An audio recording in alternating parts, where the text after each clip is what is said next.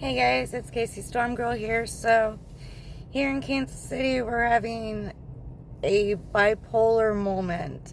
So, we're in a thunderstorm right now, which isn't really a thunderstorm, it's raining. And then we're also under a blizzard warning tonight through, I want to say Thursday morning. So be weather aware. Make sure you have everything that you need today. Don't go stampeding around the grocery store if you don't need to go to the grocery store. Listen to the weather people. Make sure you have your weather monitors on in case of notifications.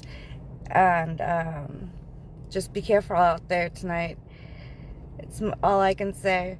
So I'll try and keep you updated, and we'll see where things go tonight. All right. Peace.